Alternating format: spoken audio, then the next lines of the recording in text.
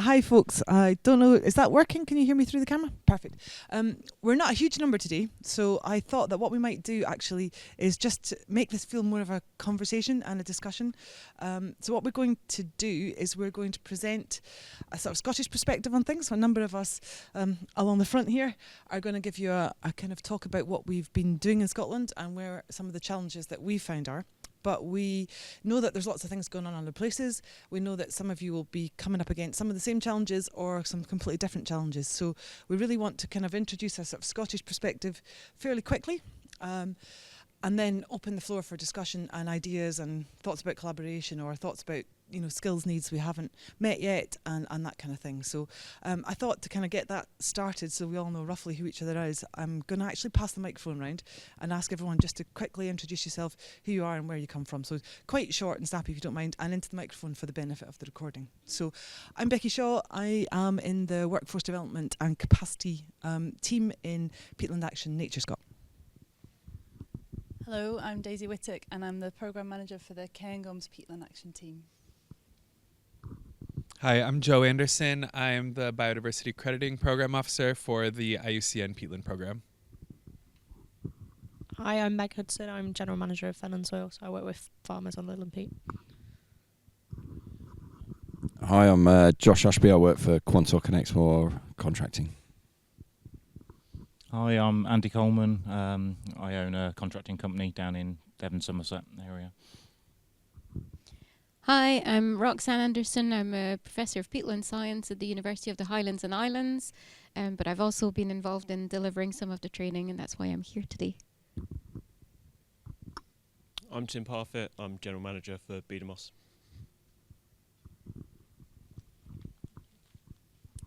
I'm Rhoswyn Leonard, working on the National Peatland Action Programme in Wales. I'm Chris Miller. I'm the Field Survey Manager for the England Peat Map project. Hello, I'm Johnny. I work for Dinsdales. I'm a general peatland contractor, so I work all around the UK. Hi, I'm Rachel Urquhart. I work for the family business who are contractors in peatland restoration in the north of Scotland. Hello, I'm Jamie and I'm a data and evidence assistant for the Yorkshire Peat Partnership. Hiya, I'm Kate Schofield. I lead the peatland restoration team at DEFRA in England. Hi, I'm Polly Philpott and I'm Peatland Restoration Project Officer for Butterfly Conservation Scotland. Alistair Lockett, Senior Field Officer at North Pennines National Landscape. I'm Emily Taylor, Director of the Crichton Carbon Centre and involved in the Peatland Action training that you'll hear about in a wee moment. Hi, I'm Susanne Wien. I work with peatland restoration in Norway. Thank you very much. So we've got a really nice mixture of contractors, practitioners and policy folks, so that's really interesting. Okay, I'm going to start out by telling you a little bit about what I hope the intentions of this workshop are. So ideally, we'd like to talk a bit about some of the challenges, because there are quite a few in the whole development of the sector as we go along and development of the skills. To share some examples, so we're going to share a few examples from the Scottish perspective, but we're very keen to hear and to understand what's going on in other places and where we can learn from each other, and see where there's kind of potential for collaboration and so on to do things better. From my point of view, I was just thinking about some of the questions I'd like us to consider during the workshop. These might not be the only questions, but they're certainly some of the ones I thought as a starter for 10 is, you know, how are your existing skills interventions working? What else is happening in other places?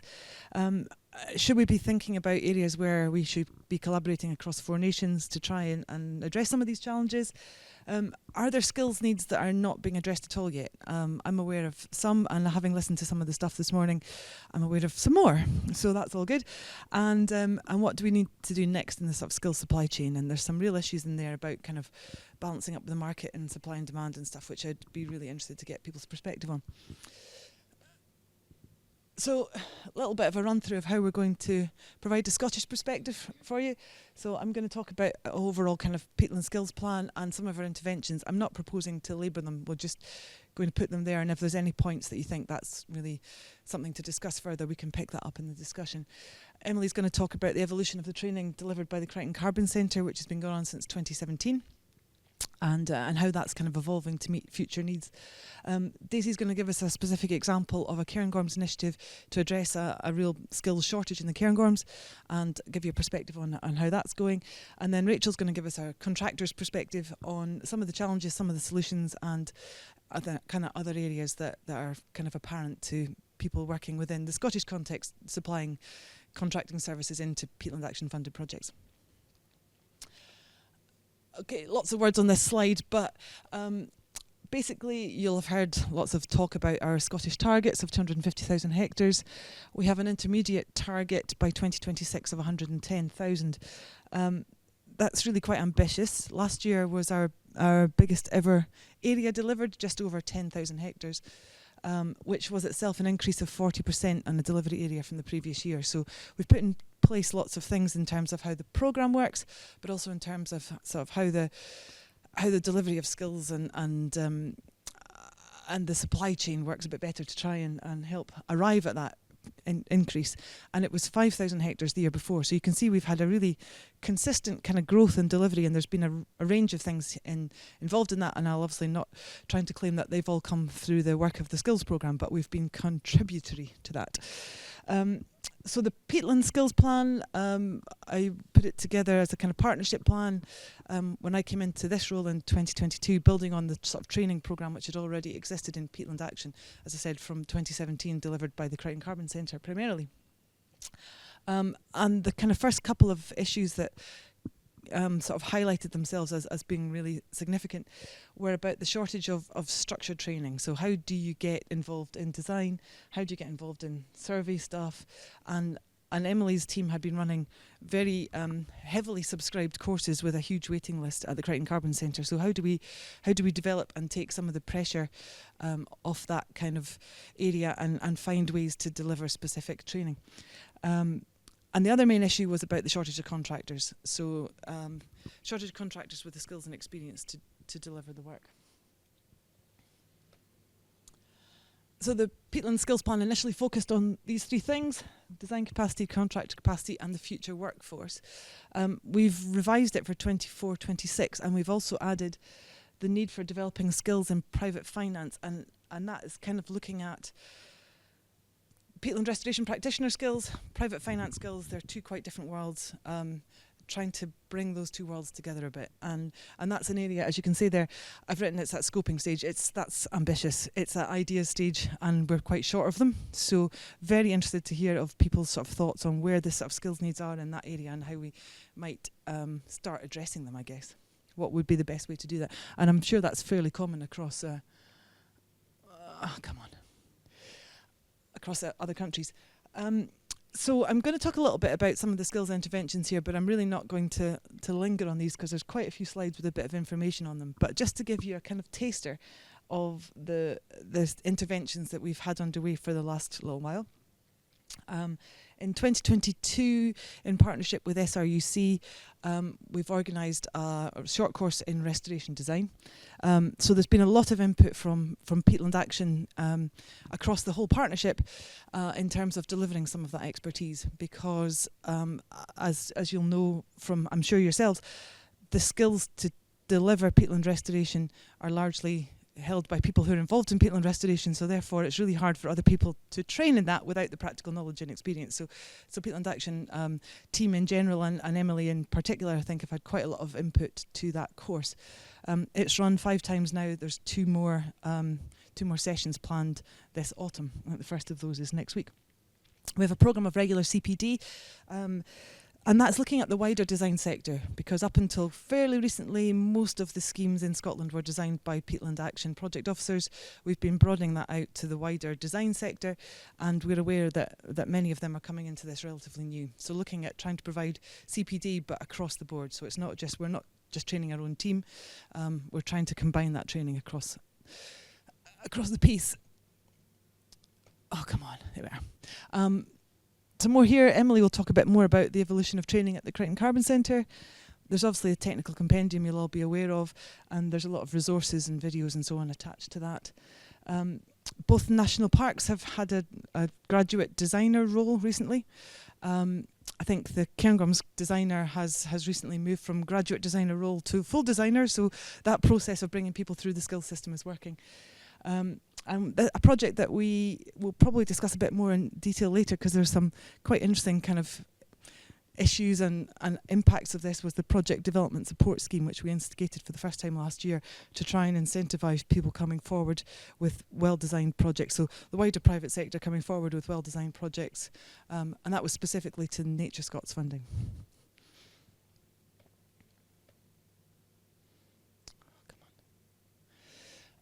In terms of increasing contractor capacity, we've tried to make things as straightforward as we can by standardising the statement of requirements. Some of the issues around lack of people tendering for peatland work were about, I think some people had got into a habit of putting things out to 5 or 6 contractors and then being surprised when everyone said they were terribly busy and couldn't tender for this work. So it looked like there was nobody tendering. So we've been much more open in our tendering with requirements to use Public Contract Scotland. And also the NatureScot statement of requirements, and this will be different from the others, said something about tell us about your prior experience of peatland restoration. So it was kind of a barrier. So without removing the benefits to those who are properly experienced, we've changed the wording somewhat. So it's tell us about your understanding of the project and how you will deliver this project and so on. So the really experienced folk will still write a really good tender talking about their experience, but it's not excluding those who say loads of relevant skills, but... we've done some webinars to support that too, because we do know that particularly some of the smaller businesses really found tendering a bit overwhelming. The list of documents that you've got to put together obviously at the start is, if you're a 2-man band and you come in at night at 10 o'clock, it's not necessarily something you're desperately keen to get your teeth into. So trying to make that as straightforward as possible and explain what people need to be looking at is an area of work. And we have a new entrant operator scheme. I think Rachel might provide a bit of a perspective on this too, because it's something that Albamontane were involved in last year, and that's about supporting businesses to develop their own teams and recognising that comes at a cost to the business in terms of time for mentoring and training.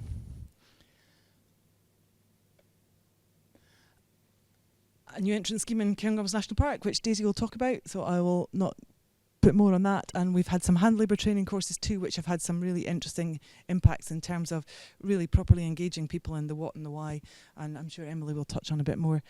Something that I'd like to talk about a bit too is about assessment and accreditation. So we've put together a pilot entry-level competency framework which we were using to assess the effectiveness of the new entrant operator scheme. But there's a question there about, I would be really interested in your views about whether accreditation and sort of competency frameworks, how we might think about rolling them out. When we've spoken to machine operator trainers, they say, well, give us the competencies, we'll develop the course. So it's trying to kind of agree that and get it right so we can put the training to other people. Because obviously we're not primarily a training organisation and there are plenty of people who are. And a new week-long course Roxanne was heavily involved in delivering, piloted at the University of the Highlands and Islands 2 weeks ago, so literally brand new, and Roxanne will maybe tell you a bit more about it later.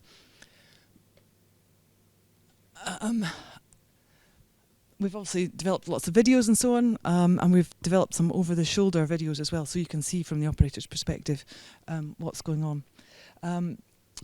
Emily and her team have run lots and lots of 2-day courses giving people that introductory information about what is peatland restoration, why are we trying to do it, how are we trying to do it. And we're continuing to run some of those focused on areas where there's a very limited contractor base. So for example, is it the week after next you're in Uist, or the week after that maybe, but going to an area where there's no existing peatland contractors and sort of saying, right, look, this is what it's all about. So we're using that in a kind of spark plug, if you like, for that kind of particular area. And I'm really quite excited about this. We had a collaboration with private sector in June, where some members of a Peatland Action team from Shetland Community Trust and from Crichton Carbon Centre worked together with a local contractor on an SSE site. So trying to get practical experience on the ground on a training site has been quite hard to achieve. So working with within the wind farm area where the restoration was needing to take place anyway gave us that opportunity for a site that already had its planning sorted. It had a principal contractor in place and everything, and that made it easier to deliver really practical part classroom, part machine based training. And we've done a range of things with young people. I think Emily might tell you a bit about Peatland mini module and card games and so on. We've done a really nice project in Shetland Bairns on Bogs, getting kids out of the classroom and out onto the bog, as well as working within the sort of skills sector and so on in terms of developing young workforce and Skills Development Scotland and so on. Involved in training courses with local sort of rural centres, and we've also been working to try and get peatland restoration content into some of the existing HNC, HND courses, and UHI are particularly keen to be involved in that, and SRUC are indicating an interest too. So University of the Highlands and Islands and Scotland's Rural College, kind of our main rural-based colleges, I guess. So I think some of the challenges that we've found are around the supply and demand. How do you grow, particularly in the contracting sector? You know, you're asking people to develop and expand their machinery capability and make sure they have low ground pressure machines and make big investments, and you know, there's this much work, there's not much work. You know, how do you kind of get that sorted so that people have that kind of confidence in their year-round order book that you can say, yeah, it's absolutely sensible to make that investment, and be interested in the kind of a number of your contractors here and your perspective on some of those things. A shortage of training capacity is still something that we're struggling with, although that is kind of beginning to ease now. But, you know, as I said, the people who are best able to train in this are busy doing it. So how do you get those who normally deliver training skilled up and ready to do it? I was struggling a little bit also with a lack of a clear entry route into the design sector. So we have a number of ways that design is paid for. Sometimes it's the Peatland Action Project Officer whose time is paid by the public purse, obviously. We've had some work through the Project Development Support Scheme, which has been about providing money to agents to develop all these schemes. If you're not inside that and you're on the outside, how do you get paid? So there's a kind of question there about, should we pay for all of it and make sure it's all grant aided, or should we pay for none of it and put that cost onto the applicant?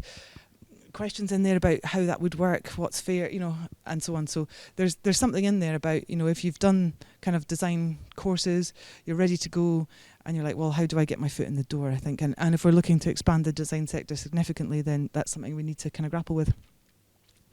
And I'd also be really keen on your thoughts on the accreditation and needs, benefits, disbenefits. Would it become a barrier? How would it evolve as skills grow and the sector upskills? So I'd like to come back to these questions in the chat later, but just to kind of highlight, those are the initial ones which are sort of in our minds. And back to these questions, I'll put them up again later. And there we go. So I'm going to, if there's any points of clarification, perhaps we could just ask them quickly now, but if there isn't, perhaps we could leave sort of more substantive discussion until we've talked a bit through. So if there's anything that anybody wants clarified, I'm happy to do that now, but yeah. It's just a quick one on the HNC, HND modules on peatland restoration for like conservation type courses. Is that also going to be rolled out for things like gamekeeping or estate management? So that would be, yeah, oh, sorry. It's actually not for the room. It's for the camera. So we can try and shout a bit. But so the question was about the introduction of the peatland restoration specific component in the HNC and HND modules, and the question was around, was that part of the gamekeeping? So the gamekeeping is effectively kind of rebranding itself as a wildlife and conservation management course, because a lot of the gamekeepers that have come out of the North Highland College, now the North Western Hebrides College, actually ended up going to peatland restoration jobs. And so we thought, well, maybe the demand is more in that, so we need to realign the provision in the course to make sure that they get out of that course with the right skills and are kind of ready to go into either wildlife gamekeeping, but with the skill set to also be able to take on roles in terms of monitoring peatland, assessment of peatland restoration needs, and supporting the peatland restoration industry a bit better. So it's effectively being a rebranding and redesign of the same module with a much more forward-looking view. Anything else? Or shall I pass on to Emily? Grant. Emily will talk a bit about evolution of training. Thanks, Emily. Yes, great. So, as you've heard, the Carbon Centre's been involved in training for quite a while now. I was actually quite shocked. It's 7 years in October that we've been doing training. So, we've gone through quite an evolution as to what we've been delivering, and that has kind of kept pace with what we're feeling that the needs are and the feedback that we're getting from practitioners. So, obviously, we started out quite informally at the very beginning with the idea of trying to teach the principles of restoration, just try and communicate what it is we're trying to achieve with restoration rather than teach people, steps A, B and C on how you do a peat dam. So it's about that kind of intrinsic understanding about, what is peatland restoration, what it's all about, why are we doing it. So it's all about, restoring functional hydrology, all that sort of thing. So we developed this kind of a theory and principles course. And initially that course was kind of a day of theory and a bit about the paperwork and peatland action, because the whole idea we want to get more people in and applying to peatland action for funding to do more through the peatland action programme. So we do a day in and then we go and do a day outside. Looking at a site, so we get a demo contractor in, do a bit of ditch blocking and hag reproving, that sort of thing, just to show people what it was. And we found that was really, really effective, and we travelled across Scotland doing that for maybe the first sort of 3 years. And that at that stage, everybody was kind of, what is kind of peatland restoration? What is it all about? So I think it was really fundamental to have something that really showed people practically what it was, what it looked like. It was really important for our farmers, our land managers, just to actually see what a block drain kind of looked like. It wasn't quite as terrifying as they thought, maybe in their heads. So that kind of communication role was the kind of key thing in those early days. That course has now evolved, and because the paperwork, I would say, has ramped up considerably for peatland action, we now do 2 days theory and principles indoors. And the second day is much more focused on design and how to bring together a good peatland restoration design. Now, the key thing, the best thing about these courses is we have a mixture of people in the room. So we'll have contractors, landowners, land managers, consultants, developers. Everybody is in the same room. And so I think we don't often see that in training. Often it's very siloed. We say we'll do the contractor training here and then we'll go and train up consultants over here. Bringing everybody together has been really helpful. And I think particularly when we're talking about restoration design, we can talk about all the lovely theoretical, this is the best restoration project possible, and then all the practicalities kind of kick in. And so, but in between the two, you find like the restoration kind of way forward. So I think that mix of people has been really, really important. The course itself was designed to be very flexible and would be completely tailored for where we were delivering that course, because we could be delivering on Shetland, on the Isle of Lewis, in Perthshire, up in the north coast, we could be down in the south, and every region is different. And we found to get people engaged in what we were doing, we wanted to talk about their local environments and their local peatlands and their local challenges. So I think certainly in the first sort of 3 to 5 years, we were a bit put off maybe going down the accreditation route because we didn't want to standardise it too much at that stage. We wanted to really be reactive to what people needed on the ground. So that's kind of still kicking on in the background. But, you know, we are realistic. You can't train people to do restoration in 2 days, particularly if you're just sitting inside all day. So there's clearly a need for all the additional stuff that now Becky's really kind of accelerated within the Peatland Action Programme. But it's also changed up what we're delivering. So we still do theory and principles courses. We still got 260 odd folk on the waiting list for that course. So that's kind of challenging itself, but there's clearly still a demand for that initial kind of introductory course, if you like. But yeah, we've evolved into actually supporting and moving maybe more into a mentoring type role. So we now will kind of help people that next stage. So the first thing we did there is we actually worked with a group of folk. There's 8 of us, and we actually went out and did bare peat restoration together. So we worked with a contractor there, but we also did all the handwork together. And as part of that process, we were talking not only about, you know, this is how you put a core log in, a gully base, yep, that's fine, but we talked about the theory behind it. We talked about how would you map that? So how would a good design map the number of core logs you need in your restoration project? And that in turn helps the contractor understand what he needs to be bringing in for that job. So I think that kind of emphasis on what the contractor needs has been really important as well. And hopefully we've helped contractors be able to interrogate the designs that they're being presented with. And so there's a bit more kind of questioning going on about the kind of quality of designs and making sure you've got the right information. Because if you've got the right information, then you can be more confident in the kind of quotes that you're putting forward.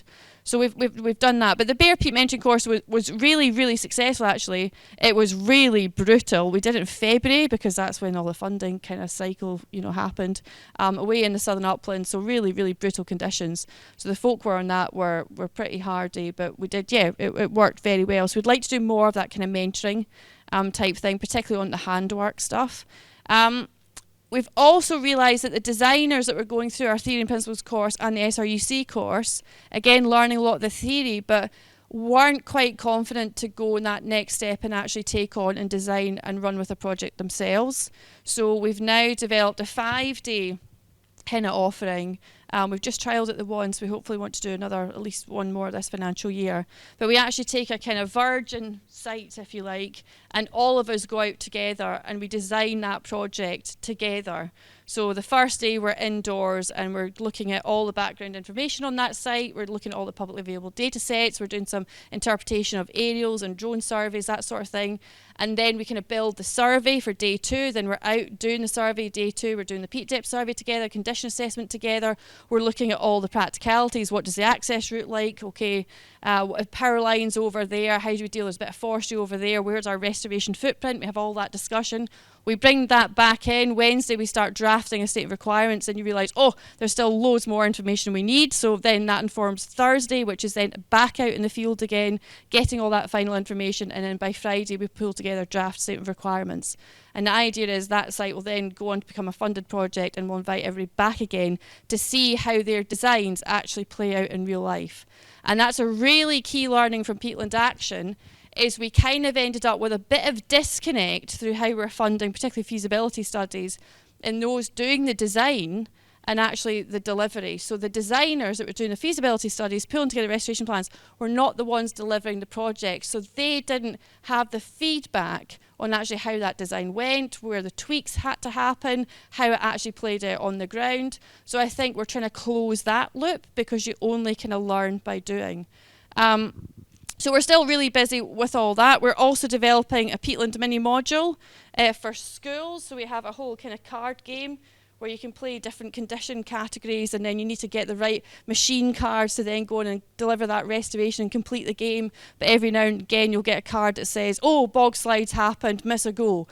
So it's a very interesting exercise that we ended up trying to do like a very simple game for schools, and we've realised it's so complex that I could actually use that in proper training courses.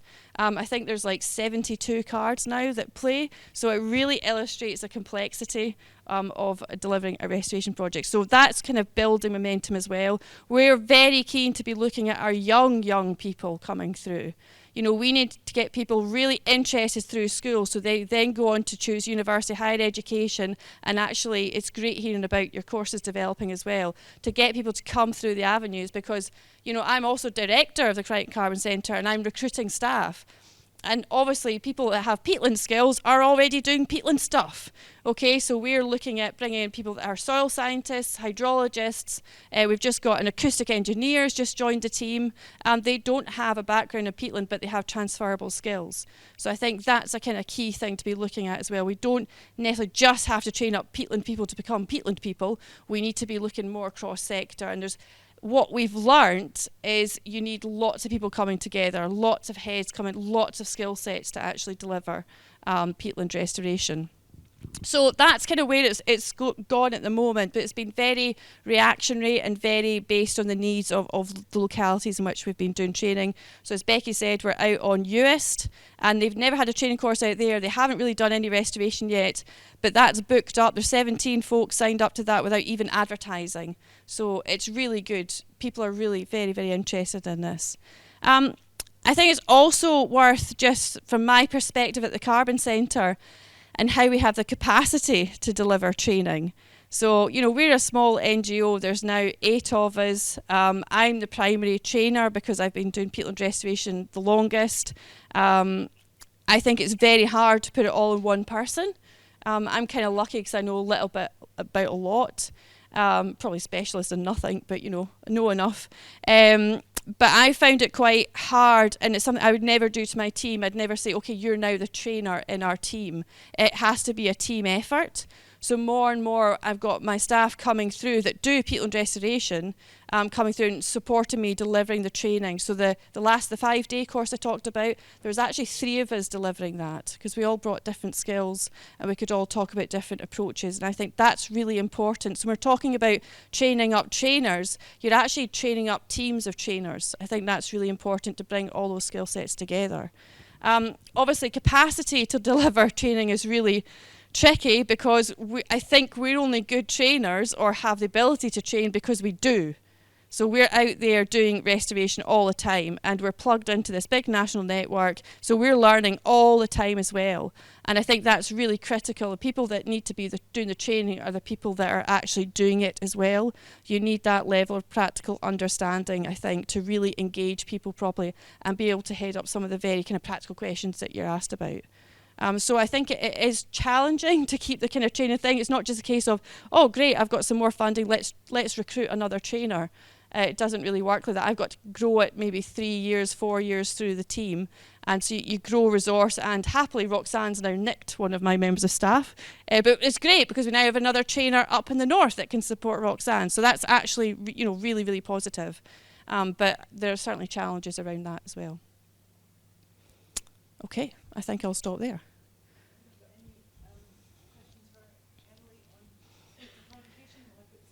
Yeah.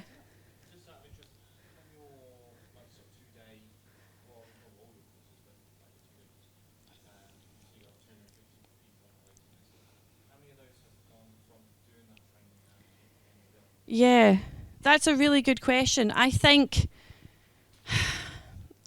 we don't know is the answer. What I do know is I'm getting repeat customers, if you like, coming back because they've started to design up projects. I don't know how many have actually gone on to deliver, but we're definitely seeing an evolution in people coming back and coming in. Once they've done a little bit, they then get more out of the course, I think. So definitely that's increased massively. Definitely contractors that have been on training courses, back in 2017, they're now doing restoration big scale. So it's definitely working. I think the problem is lying, kind of what Becky was saying, is how do we get new designers coming in? What's the route in? And new contractors, because also the pressure as a project officer delivering projects is we need really good contractors. And so the tendency is to go with the ones that are experienced. And it's like, but that's not right. We need to build capacities. So how do we bring the inexperienced contractors in with that mentoring support resource to actually be able to do more? So I think, we're seeing it is positive. Not everybody, of course. I think there's like 400 folk a year come through my courses. But yeah, a significant proportion are certainly getting further into the industry for sure. Yeah. Oh, sorry. Yeah, gosh.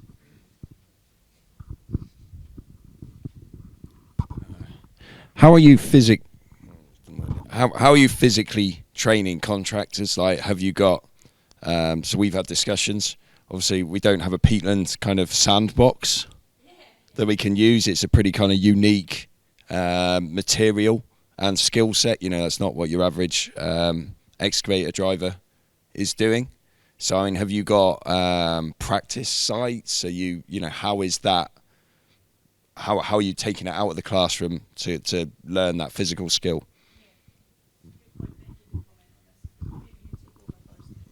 Yeah, I think that's exactly the issue that we have hopefully found a bit of a solution to with this training course that we piloted on the wind farm site, because it is exactly that. How do you get experience of working with peat, because you can't go over it and over it again, so it's like that. Having sites like this, and we're hoping perhaps that we can do some more with the renewable sector, saying, well, you've got all this area within, so it's quite tricky because within that wind farm boundary there's an area they're obliged by planning to restore. So we don't want to be engaged in that bit because that's a requirement that the SSE or whatever in this case had to do. But the site is huge, and outside of that kind of 10 times the area of the footprint of the thing, there was also loads and loads of other areas where we could restore, where there's no particular obligation on the developer to do that. So it meant there's no problem with us supporting the cost of running a course, which actually ended up with restoration on that area.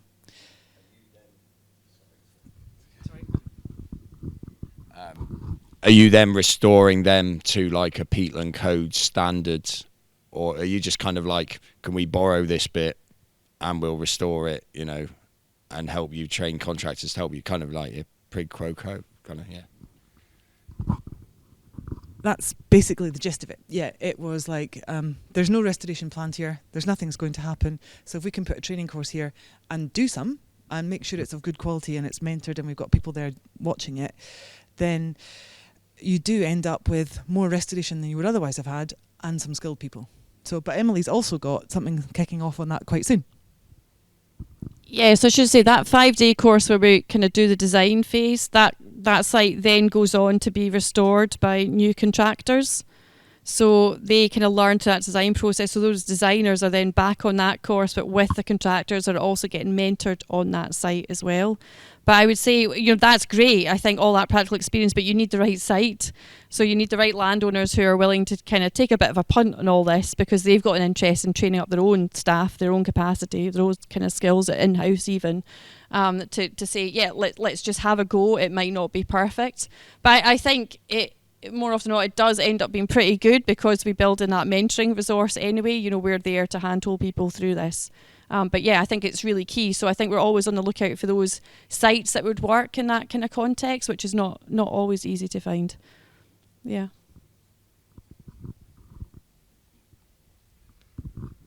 Thanks. I'm wondering, what evaluation have you run on your training to see how successful it is, particularly also in the context of, if you look at the learning theory, people do the most of the learning by doing, and you've already kind of acknowledged that.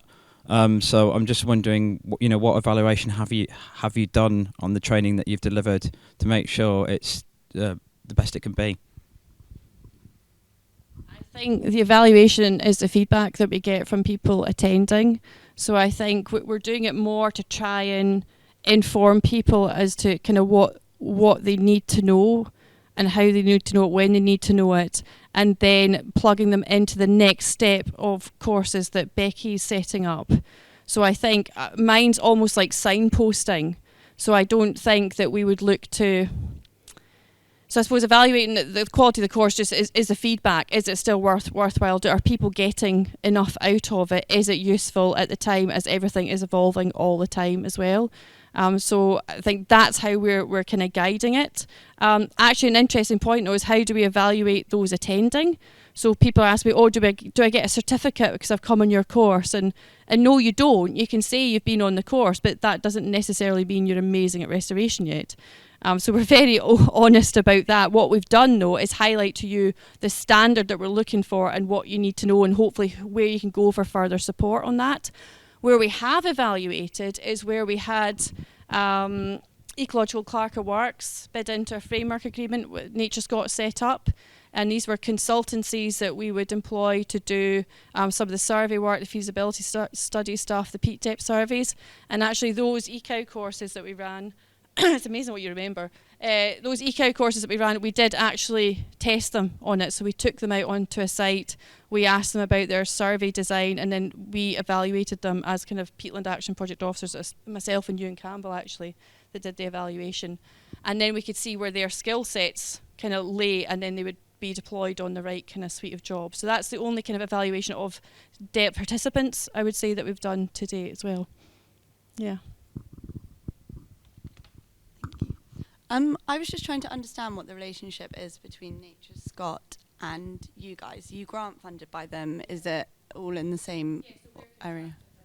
Okay, so all your work is driven by NatureScot?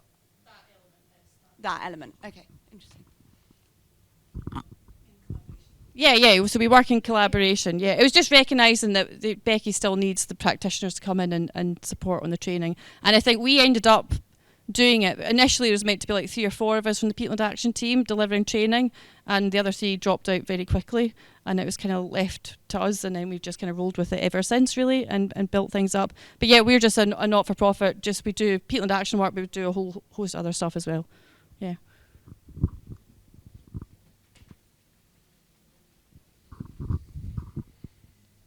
Thank you. It was just going back to kind of something you said about, in terms of training, relying on sort of bringing in expertise from soil science, hydrology, those kind of things. We're seeing, particularly kind of in the work that we're doing, obviously a lot of our stuff revolves around monitoring and needing the skill sets in to do that.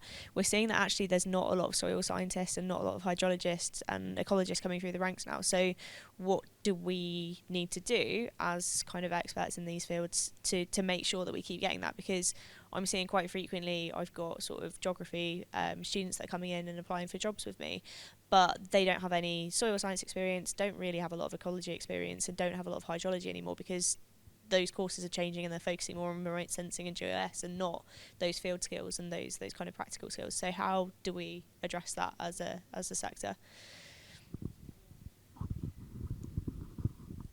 So if I can just give an example to that. So I'm finding the same. So I'm teaching on some of the undergraduate modules at UHI, and what we're trying, we've had a trial this summer where we got a funded bursary for 2 students to do practical work. And the feedback I got from those 2 students is that the 20-week project that we had gave them more hands-on and employability than the rest of their degree. So I think that's what we need to be looking at, these kind of basically work placement, but funded. I think the key for the one we had is we secured enough funding to pay them at the minimum living wage and a bit above.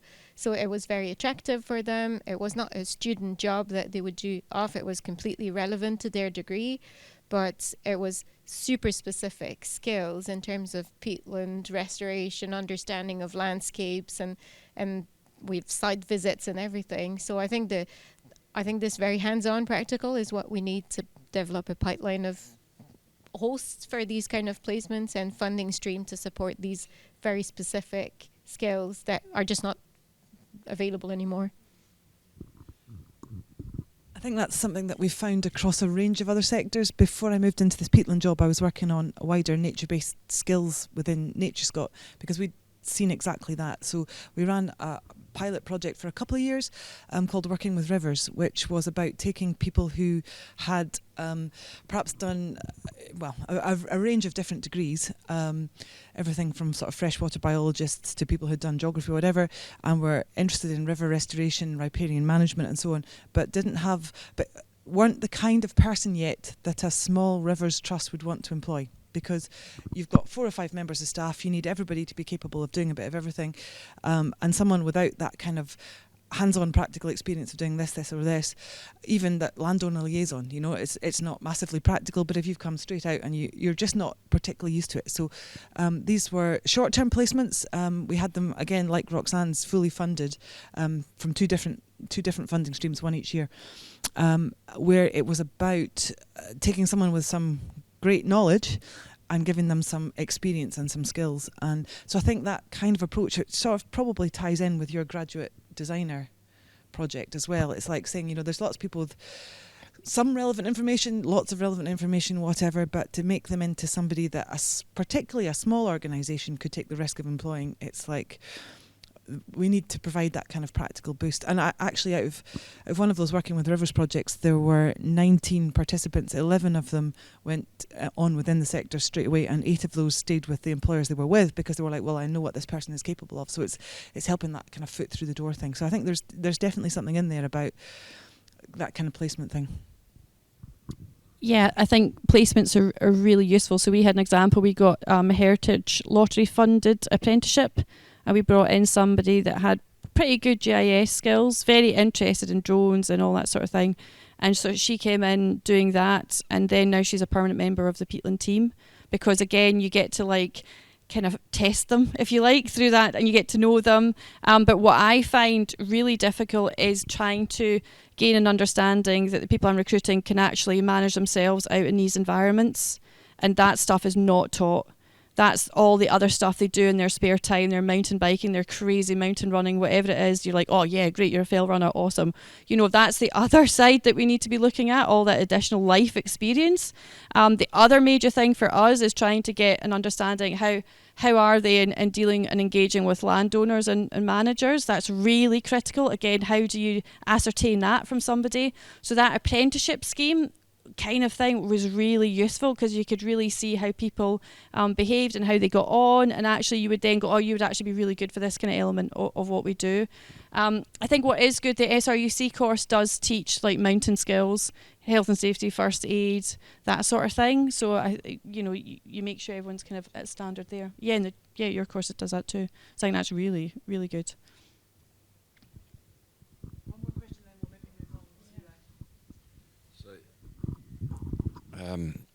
So it's just about kind of a bit of standardisation. So obviously another workshop which is on, I think now, is about, I guess, NatureScot coming up with a kind of standard peatland standard for peatland restoration. Obviously, when you look on a UK basis, as contractors, we'd work, with any partnership to their specification, what they're doing, but there is definite variation. When you're coming up with curriculum, if you're trying to get qualifications, probably more on the design elements,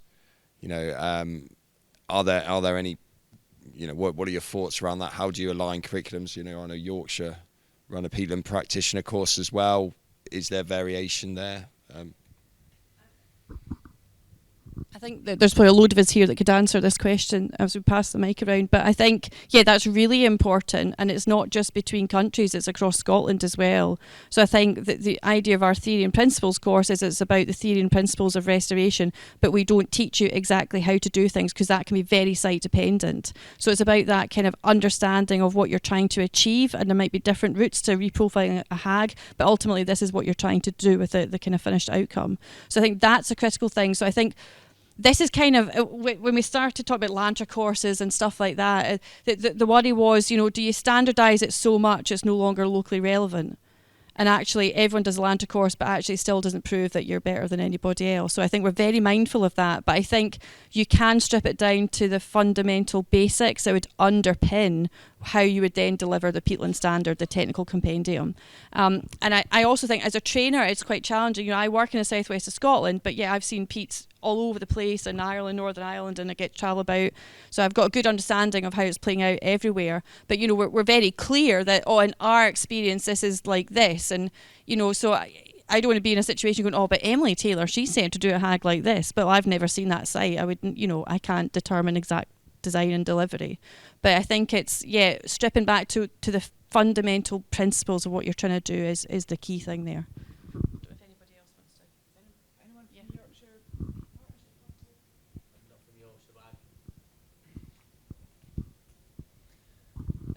I'd echo that in terms of it just ranges. We're in the North Pennines, borders to Yorkshire to the north, and we do use different techniques, and we do kind of survey slightly differently, because they are differently, and they do need different things. And the same with Northumberland and Cumbria.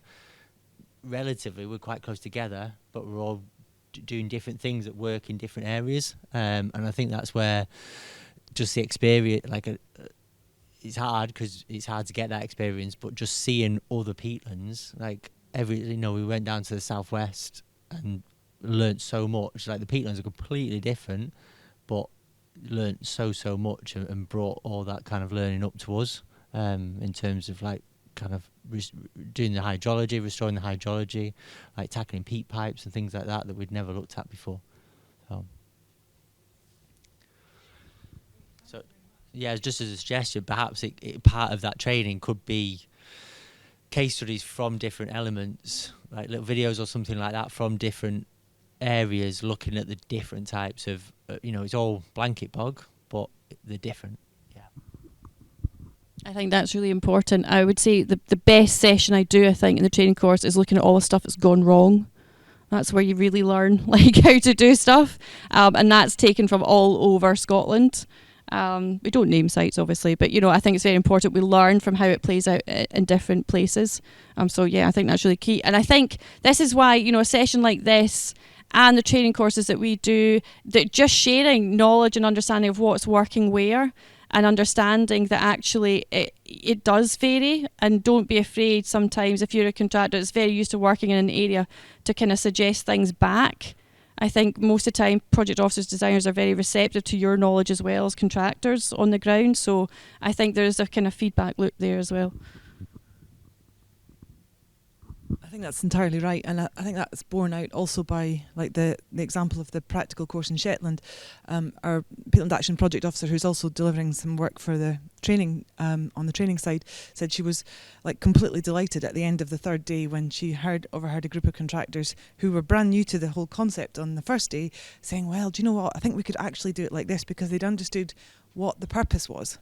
And, you know, they know the ground, they're all locals, they're used to being machine operators, they've come up with well, if you were trying to do that, would it not be better too? And that was, you know, she was like, yes, great, you know, we've got that understanding of what it is that we're trying to achieve and leaving a little bit to people's own knowledge and skill base to kind of come up with that.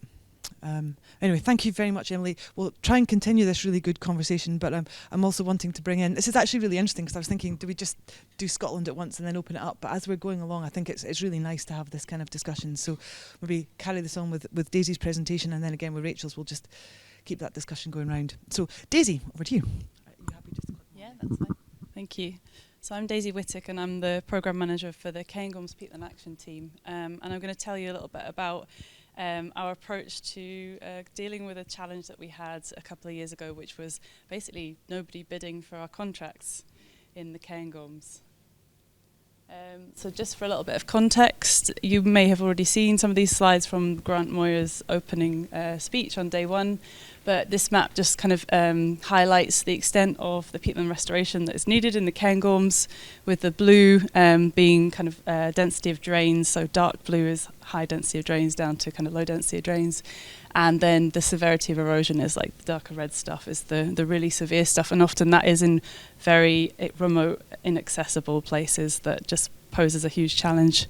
Yes, we've kind of estimated using our kind of degraded peat mapping exercise that we've got around 31,000 hectares of eroded peat and 21,000 hectares of drained peat to restore. I won't go into this in too much detail, but you know, we're kind of managing our own programme of peatland restoration, which is under the kind of Peatland Action umbrella, but we receive our funding directly from Scottish Government, and the peatland restoration that we're doing in the park is also helping us meet our kind of National Park Partnership Plan targets, and also helping us leverage in funding for a big Cairngorms 2030 project, which is a lottery-funded project. So, I mean, when I started in 2021 as a project officer with the team, it was all very new and exciting, and working in upland areas was very different from low and raised bogs in the Central Belt. And quite soon after I started, we had quite a number of projects out to tender. Back in those days, we were still kind of sending them through to a kind of preferred list of contractors. And in some cases, we were getting one bid, one very expensive bid from potentially a contractor that was coming from very far away, which is fine. But as we started to scale up, we were finding that we were also getting projects with no bids at all, and obviously that was a big problem for us. We were, you know, failing to kind of meet the targets that we set for ourselves, and it was causing us huge delays. So we kind of very quickly put our heads together and realised that, you know, there was quite a lot about the way we were tendering and the way we were putting tenders out, as in to a list of people, that was putting people off. And we were aware that there were local contractors working in the national park with very relevant skills. So they were, you know, maybe working in forestry or track reinstatement. They were working on peat, but they just hadn't done peatland restoration yet. And, you know, they had the right machinery as well, or had access to it. So what we did was initially kind of put out an expression of interest through various social media channels and press, and gathered a list of local contractors, and, well, local being kind of within the park, but also outside of the park and close, you know, close within a radius to the park, and sent out drain blocking tenders to these contractors.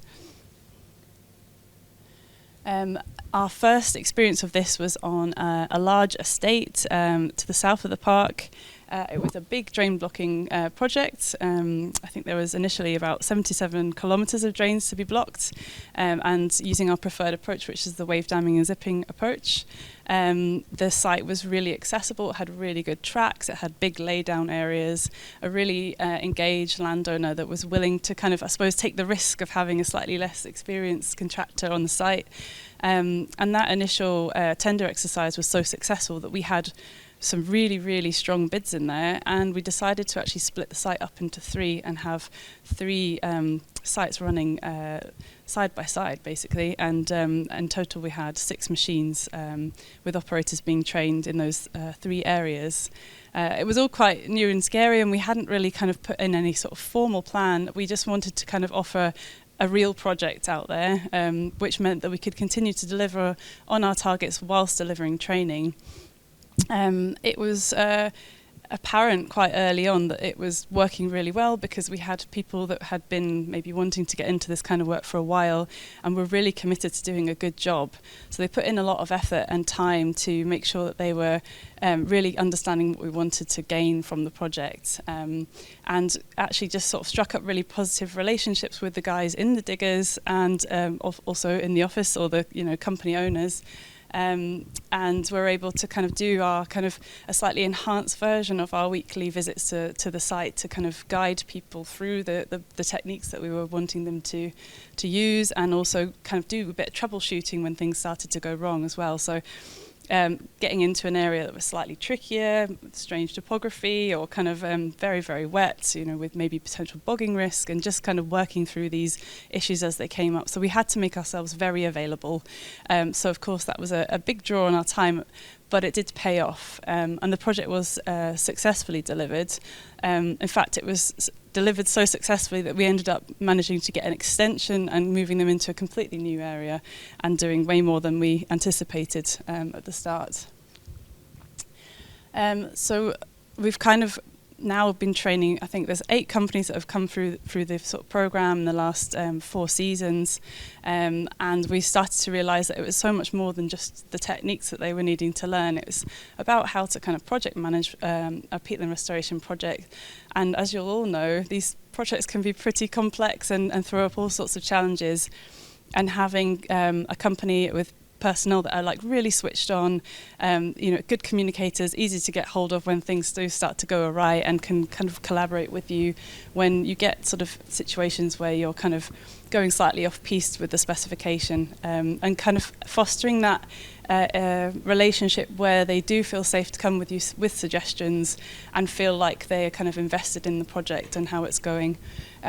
So it's been really good to kind of see projects kind of contractors progress from the initial drain blocking projects and then coming back in later years and actually successfully tendering for larger, more complex projects with erosion features in there that they're restoring as well, to the point now where one of our initial new entrant contractors from 2021 has a contract that's like worth over £500,000, and is doing like a whole host of techniques on the site, really, really complex, challenging work. And I won't say that it's been completely smooth sailing, but that kind of initial establishing a good relationship with them and kind of working with them very closely has meant that we're able to kind of come up against those challenges together and work through them in a way that's been a fantastic experience.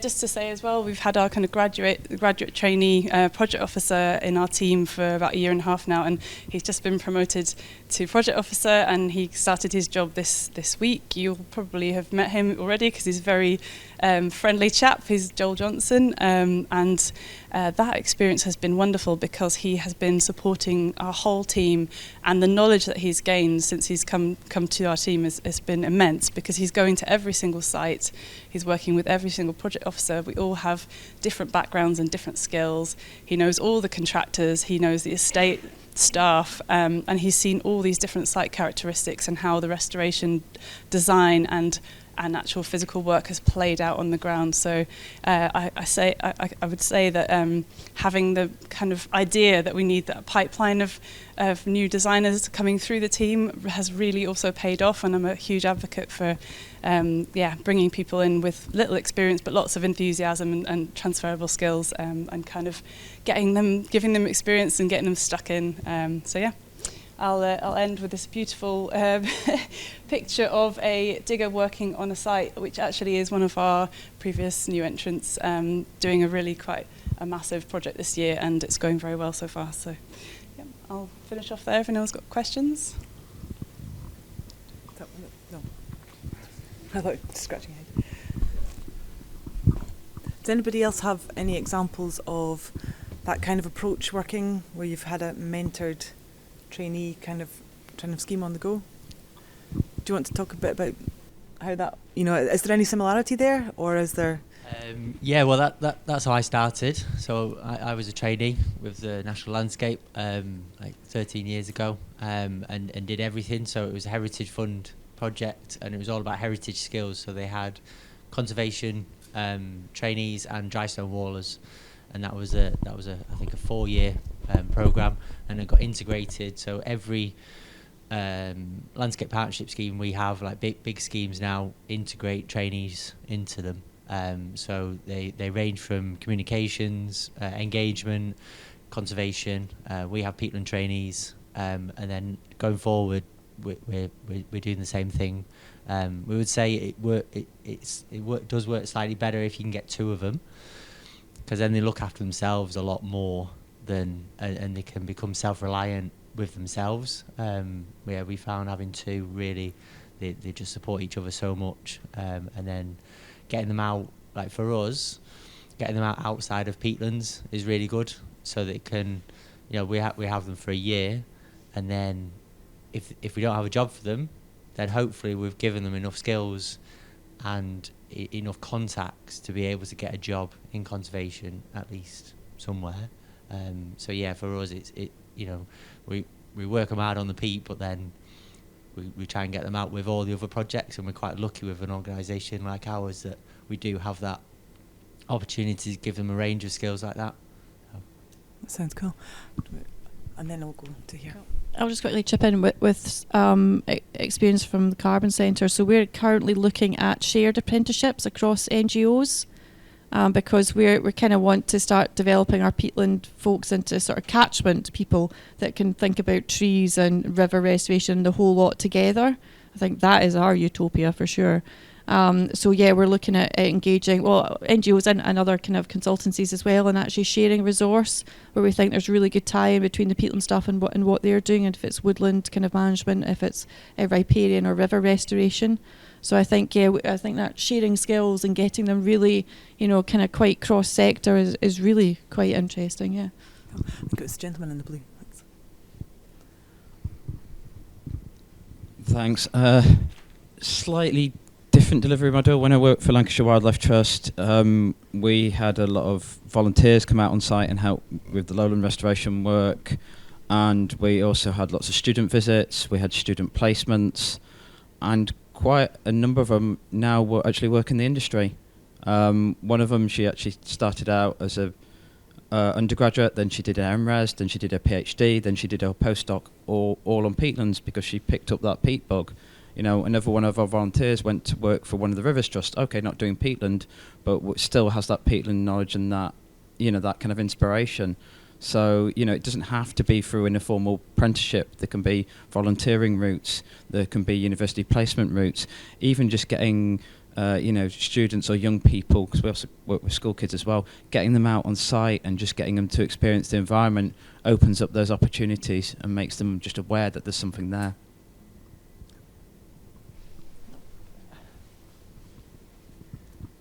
Well, obviously I'm going to add to that because the Bog Squad volunteers have had, quite a few people have come through, and now some of our volunteers work for NatureScot. They work for Bug Life, and they're working on peatland as well. So it's a very ad hoc. It's very informal, but I think, as you say, informal and formal go together quite nicely, and one can feed into the other. Obviously, if it's done in a nice way. So yeah, we've got lots of other skills as well that we're going out. Excellent. Anything else on new entrants schemes or yep?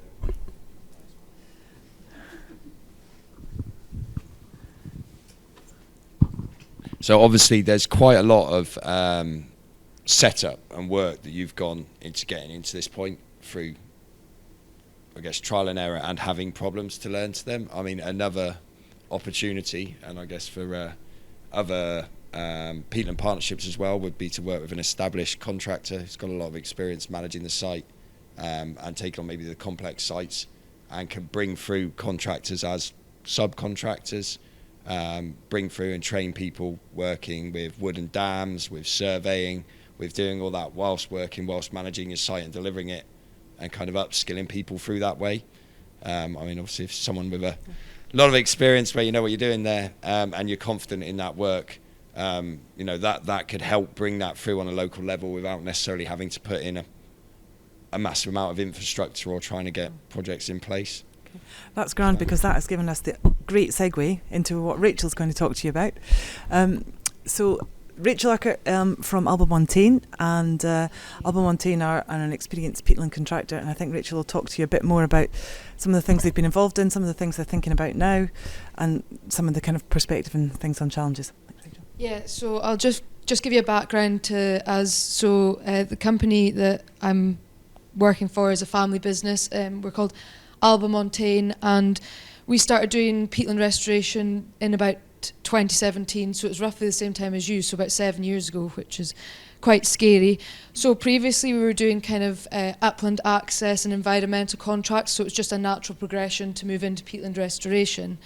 So after the initial investment, which as other contractors will know, it's quite expensive, you're buying diggers and then you're having to modify them, such as wide tracks and polymer tracks we also use, so it's low ground pressure machines, so it is an expensive thing to get into, and once you do that, it's trying to get continuity of workflow, which is what NatureScot have been working hard to, well, not NatureScot, sorry, Peatland Action, have been working hard to kind of help contractors get through that.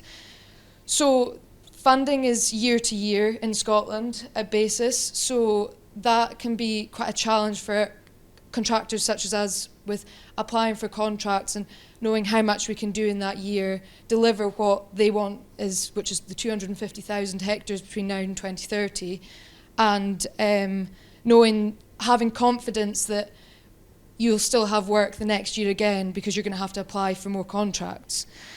And that's where the multi-year funding, which Peatland Action introduced, has helped, and that is it's 3 phases, up to 3 phases of projects. So you will get phase 1 in year 1, phase 2 year 2, and phase 3 year 3. So that helps us invest in people who work with us and invest in machines. The other kind of barrier which we've come across, and everybody in peatland restoration will come across, is weather conditions. Obviously, every year you get snowed off. If you're up the Highlands of Scotland, you're way above sea level. So that is, again, where Peatland Action have come in and really helped us, and that is with the snow payments.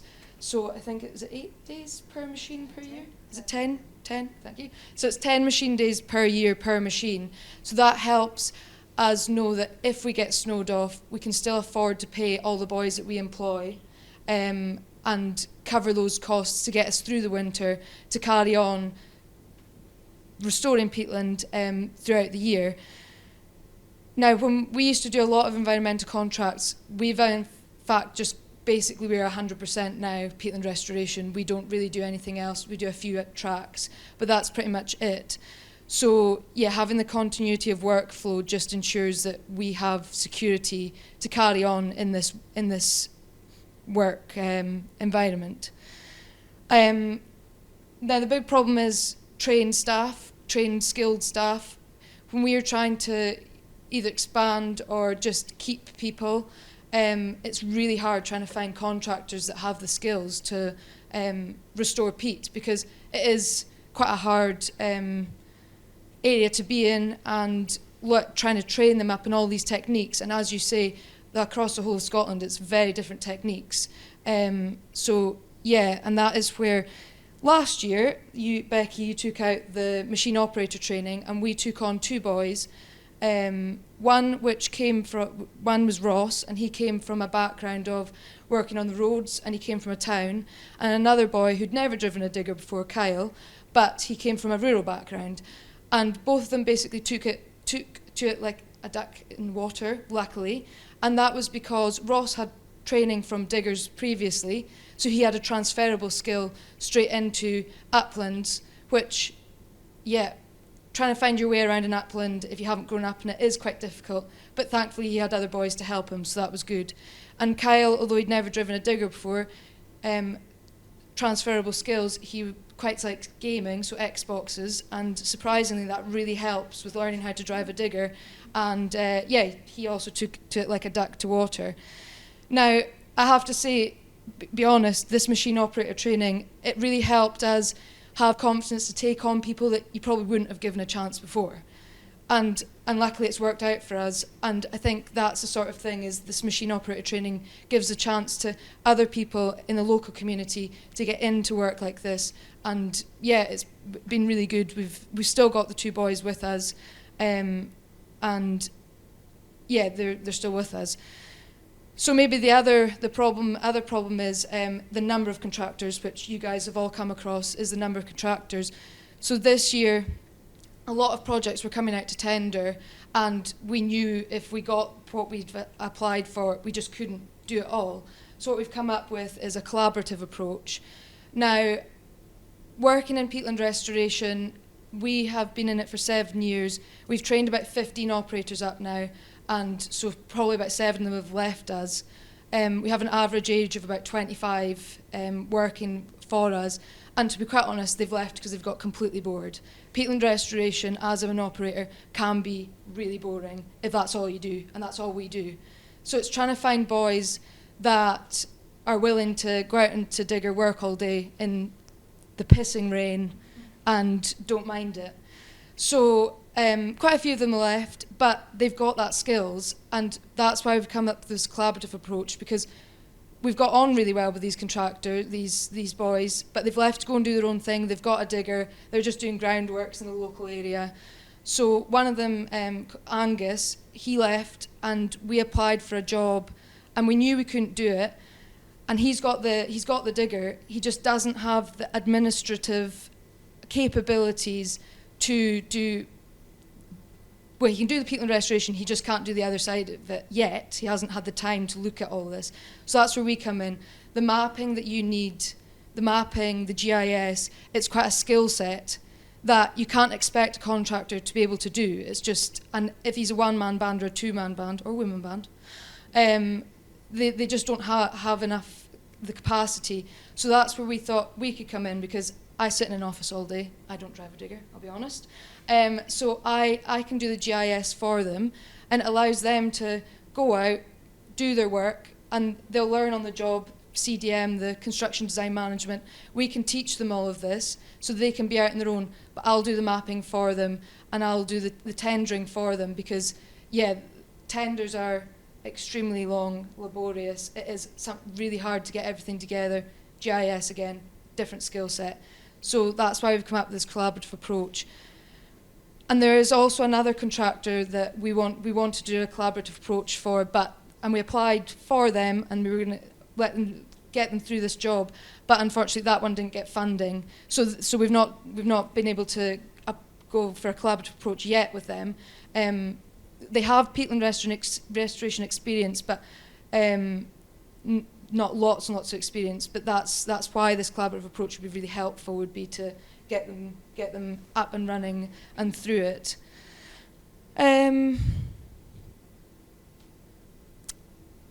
Yeah, I think that's pretty much it. Thanks very much, Rachel. I was just wondering about one of the things that's just kind of keeping me awake, I suppose, at night, is about that whole bringing the supply and the demand together. You know, so you've got someone saying, right, we need a sector that's capable of delivering 35,000 hectares a year, because that's where we need to be to meet our trajectory. But yet at the same time, you know, you're savvy folk, you can see where the money is, and you can see kind of approximately that we've got enough money for 12 or 13,000 hectares this year.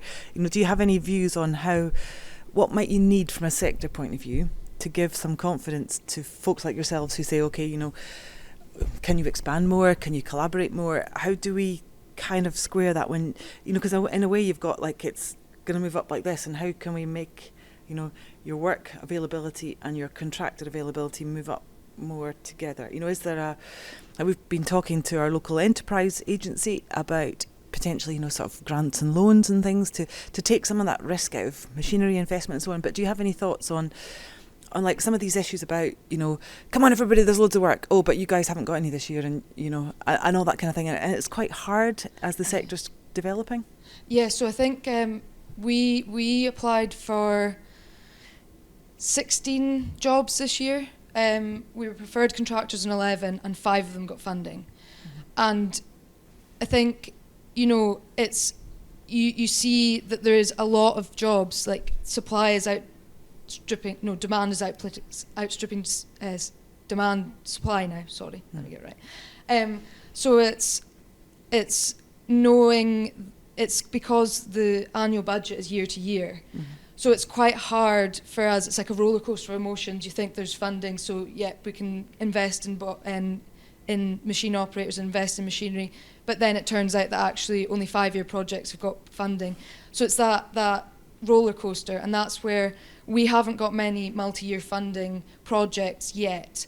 There are a few. There's 1 or 2 or 2 years, but it's if you start to get more multi-year funding opportunities, then you know we've got 3 years worth of work. We can expand. We can get more machine operators in, and yeah, I'm trying to basically convince my partner right now that he should leave what he's doing just now and come help with us. And he's saying, well, do you know there's definitely going to be work in 3 years' time? And it's creating a confidence in the industry that this is a career. Yeah. And you will have work for the next few years, and it is worth investing in and doing your best to help reach these targets that you have. Cool. Just before I come to you, does that sound familiar to other contractors in the room, would you like to? I definitely agree with that. One question though, you briefly said you were a preferred contractor for 11, you only got 5, happens. But how was there any projects this year that you wanted to do that you had money for that you didn't have contractors for? No. So you have got enough contractors? I would say we're getting to the situation where we have a bunch of a really skilled group of contractors who are now capable of delivering it. When I looked at the statistics from the 23-24 restoration year, I got broken down by each contractor how many maximum machines they had on site. Now that's not saying that they were all there all the time, versus how many machine days they did. And some people did the sort of amount of days that you would expect those machines to have been busy for an awful lot of the year. There were 1 or 2 contractors who have available machines who had perhaps 160 machine days.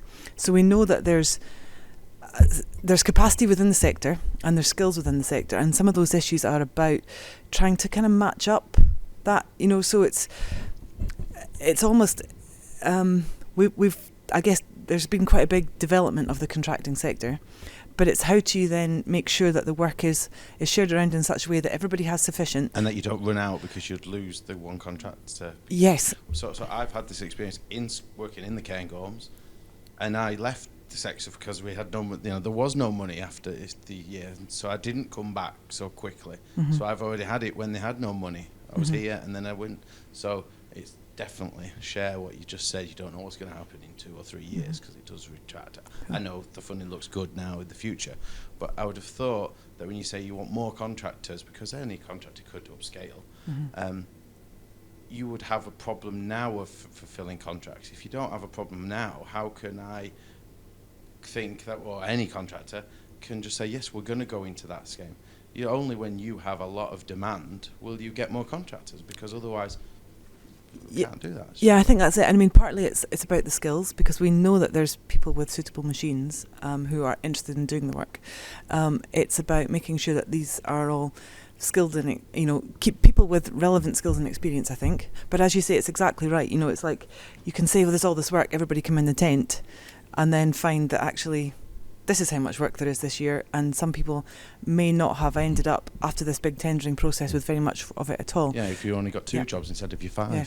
But it's like that challenge of how do you say, right, because say for example Scottish Government colleagues are saying to me, do you think you have capacity for 35,000 hectares? And it's like, well, maybe, but do we have enough money for 35,000 hectares? You know, because it's like, it's chicken and egg, isn't it? Because to what extent can you expect the contracting sector to respond really quickly if all of a sudden next year we said, look, here's all the money, you know, do everything you could possibly deliver? Because we're now in this situation where, having worked really hard at improving demand and having worked really hard at building design, we've got this big pipeline of projects. So if suddenly the money came through that we could fund everything, do we have enough people?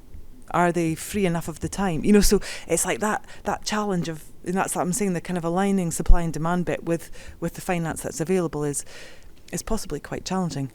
Is this all on the one topic? Shall we? Yeah, let's continue on this, because it's anywhere you like. It's all good. And, thanks. I've got two questions. The first one is, how do you get consistency between digger drivers? I've worked with a number of contractors, and it's not about the contractor, it's about the individual, and it's about the individual behind the machine. And I've seen really good digger drivers who've done really high quality work, and I've seen really poor ones who've made a lot of mistakes, and then, you know, I've had to bring the contractor back to fix the problems. And I appreciate you've already alluded to it and said about, you know, the issues with staff retention and finding, you know, lads and lasses who are, you know, interested in the work. But I think that's kind of, you know, I'm interested to find out how you get consistency, because with the current funding model, you're just going out, you've got to go deliver the contract, and so the people are out on their own on the hill doing their thing. And how do you get it where, you know, you can actually, they can learn from the other drivers and really upscale when you've got that real pressure to deliver to get the money coming in. And my second question is, how do you address the kind of feedback loop problem? As a contractor, you're working on the site, and then you go to the next site, and then you go to the next site. You don't see what happens. You don't see where it fails. You know, as you know, I've been involved with restaurant. I see where it fails. I see where it all goes wrong. And I've had contractors coming to me and telling me, oh no, you should do it this way. And I've seen that that's actually on that site has failed. And so there is this feedback loop issue as well. And I'm wondering if you've got any thoughts on that too. Thank you. So on consistency, we quite often get snagging lists from Peatland Action. So the officers will go out, they'll go over the site, and they'll tell us where at the time maybe you've missed scratching in, or a dam's overflowing, or it's burst. And so you will have to go back and redo that. Now, our mapping system that we have tablets, and we use an app called Uinta, and we can develop a template where the machine operator that has done the work has to pick their name.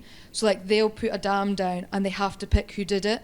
So we can basically keep track of who's done what, where, and we can see that maybe if X is failing a bit more than Y, then we just say, look, there's maybe a problem with this technique, and this is, then you go out and show them.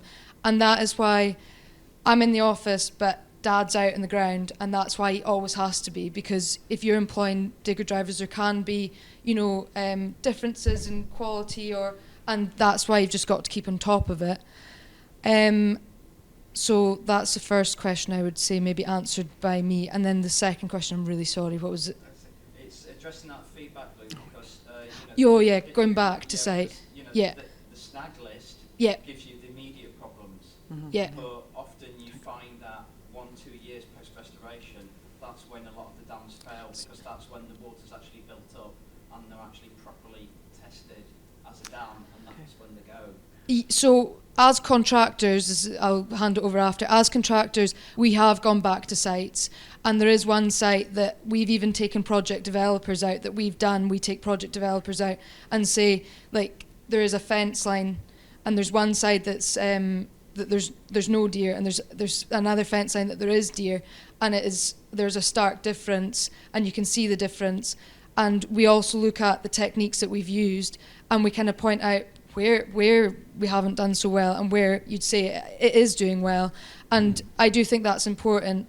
And maybe we've done 25 projects now over the last 7 years, and yeah, I'll be honest, we haven't been back to every single one, so we can't say broad brush about everything that's worked on different sites. But we definitely do go back, because I think it is important to do that, to know where you're going wrong. But that's also the big challenge for you guys with the funding that you get, because you're just funded just to go out and do the works. You're not supported to actually be able to do the kind of remedial work, and that learning. Luckily, a lot of projects where we are just now are very close to home, so it's like half an hour to site. So we don't. Yeah, but if you are, travelling up from somewhere, it's probably quite difficult. So I think this is the beauty of multi-year funding. So you can work with your contractor and you both learn actually what's working, what isn't on your site. So I think that is vital, that we continue to really push for that multi-year funding. But I would say that's exactly how we developed the technical compendium in Scotland. So we all pooled our knowledge, we all examined every technique, and we have a list in our compendium: when does it work, when does it fail? So that then can be used by contractors. So all our statement of requirements would then refer back to that compendium, because we have the knowledge of when techniques do tend to fail. So I think that's one way that we're feeding back to contractors, through that compendium, because we recognise they can't go and revisit every site that they ever do. That's not practical, but that has very, very heavily influenced the compendium. Sorry, mine was just about the earlier conversation about demand and contractors. I guess I was just interested how quickly it takes for all of this training to happen for contractors to scale up. So to respond, say, to new money suddenly arriving, is that 2 years, 3 years, 6 months? Like, how long does it take to be like, we can respond to more money and do something quickly? That's maybe one for everybody here that's involved in tendering for work. If, for example, in April we came out with 50 projects, are you all in a position to respond to that? Probably not. It might depend if the 50 projects are in one winter, or is it 50 projects? Or over 3 years. Yeah. Oh, we're past the microphone over.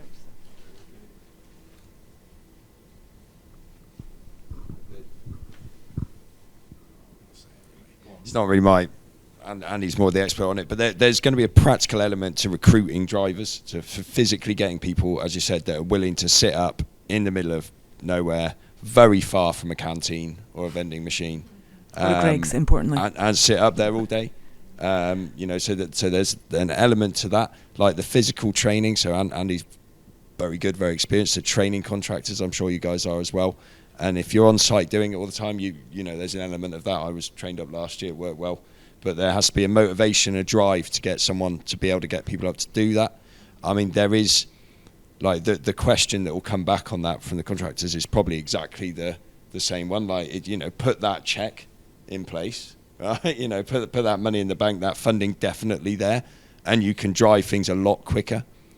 I guess one, just follow up just on your situation you're saying earlier, where you had a situation where you didn't have enough contractors tendering, and this is probably following on from the gentleman's question there.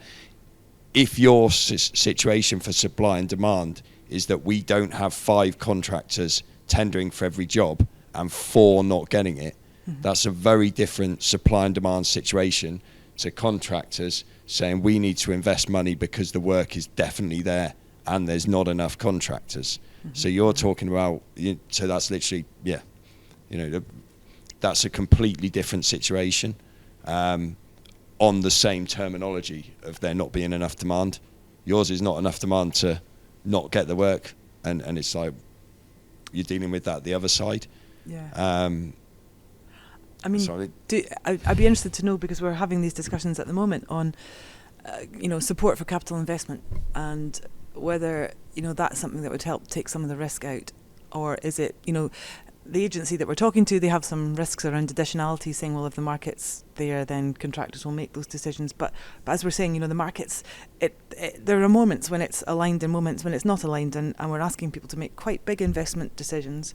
So, is there benefit in saying, well, look, actually, we appreciate this is a lot of money and you're bearing the risk, so there's an intervention percentage of, we haven't got a figure yet, this much. Would that help make people's investment decisions easier? Would you like to pass the microphone that way? With that, I would only say that potentially you've got the danger of making a sort of a false or a ghost sort of capacity that won't be able to stand the test of time. You know, if you are paying for like a hire of a digger when they'd actually need to work, and mostly a digger driver would find other work or do something, and if they have a holistic company that can do all the things, if you might prop up the market sort of but short term for not a long term real gain. But more of that is that, you know, it takes a good couple of years for a digger driver to actually probably start making money, like real, you know, when they're reprofiling, especially they all start as apprentices. So you've got more than the fact of the digger cost. You know, saying that's not. It's your staff development it's your cost. staff that you've invested in, and you don't want to sell. You know, they're employed, and there's the summer work, and so it's all year round. It's just the whole total. So it's the cost of having that mana and the skills development and the Daisy, do you want to come in there? I have a comment and a question, if that's okay. One was that we have another kind of emerging problem whilst we've kind of built up a base of contractors to work with, that some of them are just very, very good at tendering and now winning a lot of work, but over-promising and turning up with fewer machines or less experienced people. And then all those other companies that have tendered for work that could be doing work on these jobs and not getting their opportunity. And then, of course, when a company grows very, very quickly, sometimes project management can suffer, and we're trying to work with these contractors and help kind of alleviate some of these issues. But I would love to see the work spread a little bit more fairly, and I think tendering comes into this heavily. And so my question to you is, what can we do to improve the way that we're procuring work on behalf of our clients and the applicant? Because it's something that I'm passionate about changing, and because as well as it's a horrible process for you to go through, reading everything is a horrible process for us to go through as well. So yeah, that's my question for you. I think with that, it's just standardisation across from Peatland Action to all the project developers, because we're getting so many tenders in coming through PCS, and we're downloading the whole file, and then you just go, oh my goodness, like the structure is completely different from one project developer to another. And I think that the time that it takes to do, like sometimes when one project developer's put out like 5 or 6, you just bish bash bosh, you just do all of them in a row. But it's when you've got like 4 different project developers, it takes a whole day to do a tender sometimes. And do you know, we're fortunate enough that I can be in the office all the time at the moment. But if it's a 2-man band, you know, that is extremely difficult to be working all day and then come home to then have the brain power left to do an actual tender and get everything together. So I think standardisation across every project developer would just make all contractors' lives a lot easier. I think that's really interesting to hear, because that's what we've done this year with our own stuff that NatureScot project officers are tendering. And I did, when I put that standardisation together, base it quite heavily on work that Emily already had at the Crichton and on the Cairngorms model to try and make them look familiar. You know, what do I put in answer to these questions? I put these paragraphs here. You know, so we're really aware that people are tendering for a lot of work, and you want to know, yes, you've got your site-specific information to do and all your constraints and your methods and everything are different, but the general information about who are you and why are you, we want that people to know that you turn to page 6 and you're going to find the box. And so I think from the point of view of NatureScot funded stuff, we're going to make that a condition of grant going forward, that everybody tenders on the standard statement of requirements. Because I likewise I've downloaded a few from PCS this year done by other project developers, and you're like, some people give you tons of information, some people say 3 miles of drains, go. And then you've got to, you know, I'm going to give you the whole spiel about, you know, so it's trying to make that really clear that you can just say, I've looked at the site information, I know what I'm doing, I'm going to drop the answers to those specific questions into that one, and I'm going to give you the general information about my experience and my company and so on in there. But I was wondering, is there a perspective from other parts of the country on how that works? Do you want to come in on that one? Yeah, so we run a contractor framework. It tends to run for about 4 years. So all you have to do, you have to do all the hard work initially, but then you're on it and you just provide prices. And we work it on an order system. So we've got 5 at the moment. I'm not saying this is, it's not a perfect system, but it really works for us. There's 5 contractors at the moment, and they basically just cycle through. So every single contractor on that framework gets work if we have enough projects. And are you tendering directly? Are you the Yes. Okay. Yeah, I think we let all the that's the issue contracts. for all of us, is that with the exception of Forestry and Land Scotland, who are tendering directly, and they have a framework too, everybody else is tendering on behalf of the landowner. Right. And so the landowner has a 12-week project. Yeah, okay. You know, so there's some real challenges in there about, you know, I don't think we could have that kind of approach, but so we're trying to work within the model that we do have to see how simple we could make that. But certainly FLS have a 3+1+1 framework, so people are basically, as you say, a huge amount of work to tender, but you've got 5 years worth of a particular area. Yeah, and then in terms of the kind of, personally, I don't think we need like loads of money now. I think we need a steady amount of money over the next 5-10 years, and then it's, as project officers, I think it's for us to redesign projects so that, you know, everyone knows if you do loads of work on a site, the access routes get hammered. Like, you know, going in and out where you've worked, those multi-year projects are really important for both learning, but it's also better for the peatlands, because, you know, it's better to do some restoration than perhaps even give it 2 years and then go back. And I think that would be a much better way of doing it, if you could, and do multi-year things. And then in terms of just a question, you know, you said about like having the time to tender, but it's also having that skill to tender, and knowing what answers we want is very hard for people if they haven't, you know, like been doing it for ages and ages and ages. And we wanting to run some like tender training, you know, for the one-man bands or like the, you know, the farmers' sons that've got a digger and just want to get into it and do a little bit. Like, is there any business advice that you've got on tendering? If we don't, if we don't get a project, always ask for feedback. That's what we always do. Is if they say they always say there was eight, you were sometimes 6th, 7th. That's fine. Well, why? Was it price? Was it our tender? And sometimes they do come back and they say, yeah, you could really improve on X, Y, or Z. And that's the problem. You know, it's what the funding is every year. So you've got that year to improve on what you've been told to improve on. But because, well, that was only this year. Before that, it would be throughout the year. But this year it was at May deadline, and then that we all had to apply for all the projects that came out for. So it's asking for feedback would be my advice, and all of that for improving. And I think also we've run a number of these tender training sessions specifically targeted at SMEs, and some of it is about telling us the really obvious. You know, so we've had a very experienced contractor with a man approaching retirement age, loads and loads of relevant experience doing all sorts of things on peat and a lot of peatland restoration, who kind of came to me and said, well, you know, this whole tendering thing, why am I not getting these bids? And I'm, you know, and partly it's that, so that a lot to particularly some of the kind of more experienced contractors is that, well, you know that I'm good at this.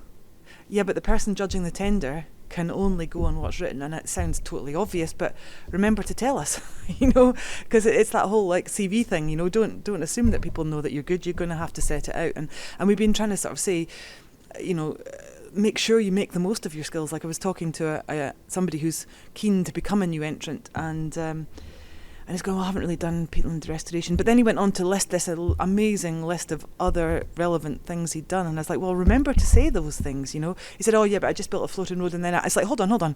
Built a floating road, so explain, you know, all the skills. And, you know, so it's stuff that I've been sort of discussing it with a number of contractors who say, yeah, but everybody knows that that's how you would do it. And I was like, yeah, but you've still got to write it down. Because actually the person who's reading the tender may be relatively new to this whole thing.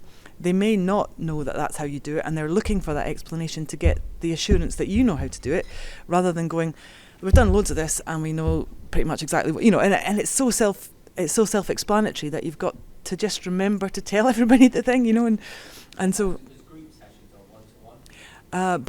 Both. Yeah. Emily, did you want to come in there?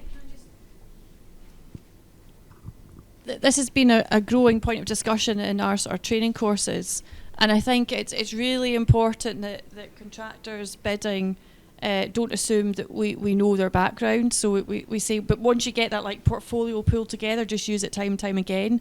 So they're like, all right, yeah, I can do that. So you mean I can, just what you say, floating roads, hill tracks, all that is very useful kind of relevant skills, isn't it? But I would say the other thing is those assessing the bids have to understand what they're being told. So it's a two-way conversation. So again, in our training courses, when they talk about switching, I'm not a machine operator, but they talk about switching the hydraulic fluid that they're using to something more environmentally friendly. Some people don't understand that. So I think that there's a role to be training up those that are assessing bids, so they're actually seeing the quality and understand the quality that's been put to them. So I think that's a really key point. I just want to come in on frameworks. So frameworks really interesting, and we've talked, and everyone says, oh, why do people actually never have frameworks, and why does NatureScot not do it? Well, the direct tendering thing is the big issue, but also we've been very conscious of not freezing people out for 4 years. So I know that I don't think we've got anybody from FLS here, but I know they had a framework in the early days, and they felt they were freezing out people that were trying to get into the sector, but also what they had in the framework was not the techniques that they actually wanted to use 4 years later.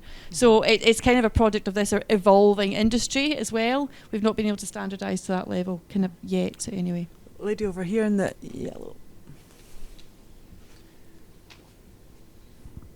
Just linked to that point, actually, the public procurement rules are changing in October since Brexit. So frameworks are going to be changing. You can have open frameworks where you can open them up for suppliers to come on. You can also have dynamic purchasing systems that we use in the forestry in Wales. So hopefully procurement will become more flexible for that reason. So that we're looking at those options in Wales at the minute, because it can freeze suppliers out, especially depending on how you structure it. Because I know you mentioned, you roll through the different suppliers and give everyone an equal opportunity, but you can structure frameworks in lots of different ways. And what I find is that one approach will suit certain contractors, another contractors not. And we're talking about contractors as if they're all equal, but you've all got different drivers, different sizes, different locations, different working styles, different staff recruitment. And on the sort of procurement side of it, it's trying to marry what contractors need with the health and safety requirements, public procurement rules, learning from feedback from one contractor, trying to modify the system, and we've got to work within, strict rules as well, because we would love to just say, hey, you're good at this job, go. But it's tricky and challenging because we've got to abide by certain rules, and it's managing all of these rules in line with different supplier and contractor needs as well is really challenging. And I guess, I just really welcome this conversation that opens all of this up, because we're in Wales trying to develop systems that have flexibility but still stick within the rules. So I did have a question as well relating to all of this training. How do we link that then into like the requirements for health and safety? As designers, I think into CDM, we should have some kind of accreditation or something that shows that we have the skills to have designed a project.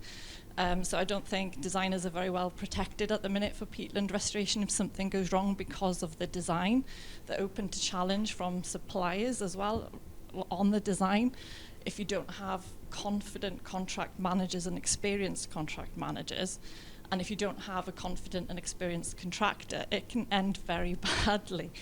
And again, the accreditation from the contractor side of things, you've got CPS cards and different safety standards, but they are aimed at more construction-based safety rather than peatland restoration safety skills, which are completely, working in a peatland, especially upland peatland environment, can be very challenging for different reasons.